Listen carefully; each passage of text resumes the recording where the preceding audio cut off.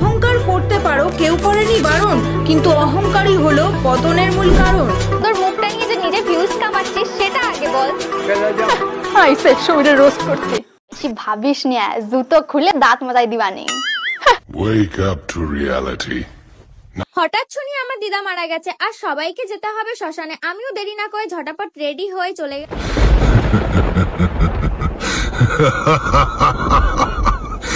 সব সময় তো টিকটকে আর কাপল ব্লগেই ব্যস্ত ছিল। আজকে এমন একটা ভিডিও তোমাদের সামনে উপস্থাপন করব যেটা দেখার পর তুমি ভাই কি বলবা।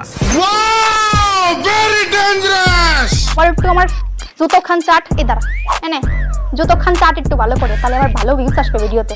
এখন তোমাদের মনের ভিতর অনেকগুলো প্রশ্ন ঘুরপাক খাচ্ছে, তাই ঘুরপাক খাওয়ারই কথা, কারণ এরা তো আমাদের দেশি মাল না, তারা হচ্ছে ভিনদেশী। এবার আসো তোমাদেরকে এদের সাথে পরিচয় করাই দিই। এদের সর্বপ্রথম পরিচয়টা হচ্ছে এরা এখন বর্তমানে হচ্ছে রোস্টার।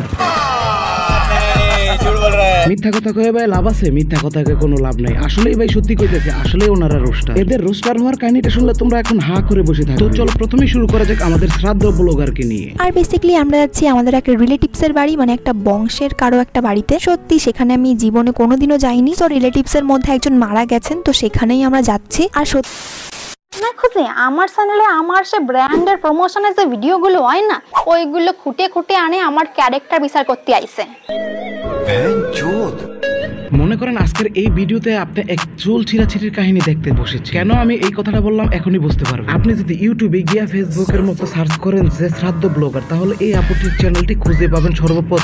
কিন্তু চ্যানেলের নাম কিন্তু শ্রাদ্ধ ব্লগার না। মৃত ব্যক্তির বাড়িতে সাজুগুজু করার ভিডিও আপলোড করার পর থেকেই সে ভাইরাল হয়ে যায়। সেই ভিডিওকে কেন্দ্র করে শুরু হয় কন্ট্রোভার্সি। একে একে ধীরে ধীরে তার প্রত্যেকটা ভিডিও ভাইরাল হতে শুরু করে। এখন সে রোস্টিং ভিডিও আপলোড করে এবং সেই ভিডিওতে ভাই পুরো চুল ছিঁড়াছিঁড়ি অবস্থা। তোমাদেরকে বলে রাখা ভালো যে এই ভিডিওতে এখন পর্যন্ত যতগুলো কথা বলতেছি এবং সামনের দিকে বলবো সব কাহিনীগুলোর মূল কেন্দ্রবিন্দু হচ্ছে তোমাদের এই শ্রাদ্ধ ব্লগার। আশা করি তোমরা মহিলাদের ঝগড়া দেখে অভ্যস্ত আছো। যেহেতু চুল ছিঁড়াছিঁড়ি কাহিনী দেখতে বসেছে, এই ভিডিও দেখার পর বুঝতে পারবা যে বর্তমানের আপুরা কতটা ডিজিটাল হয়েছে। হে গাইস, আসসালামু আলাইকুম, দিস ইজ টিভি রিফাত। তো বলো কেমন আছো? আশা করি আল্লাহ তাআলার দয়ায় অনেক অনেক ভালো আছো, আর আমিও তোমাদের দোয়ায় অনেক অনেক ভালো আছি। তোমরা হয়তোবা অনেকেই জানো যে আমরা বাঙালিরা এমন এক, আমাদের মতো এত সুন্দর করে কন্টেন্ট তৈরি করার মতো কোনো দেশই এখনো তৈরি হয় নাই। এর অন্যতম কারণ হচ্ছে ভাই আমরা বাঙালি, কিন্তু আমরা বাঙালিদের ভিতর দুইটা ভাগ আছে, একটা হচ্ছে ভালো দিক আর একটা হচ্ছে খারাপ দিক। যেহেতু ভাই আমরা রোস্টিং করি, তাহলে আমরা খারাপ দিকগুলোই তোমাদের কাছে তুলে ধরি এই ভিডিওর মাধ্যমে। তো চলো আর দেরি কেন, নিজের পাশে থাপ্পড় দিয়ে আজকের ভিডিওটা এখান থেকেই শুরু করি।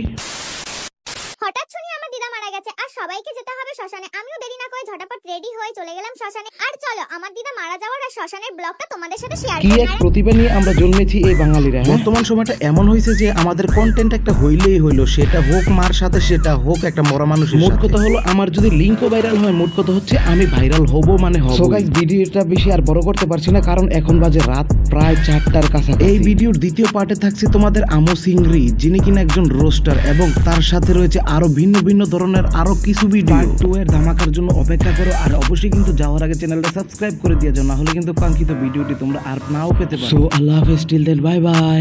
তোর মুখটা নিয়ে যে নিজে ভিউজ কামাচ্ছিস সেটা আগে বল। ভালো করে জুতোটা কাটিয়ে নে। অবশ্য আমার জুতো চাটার মতো ক্ষমতা তোর এখন হয়ে পারে না।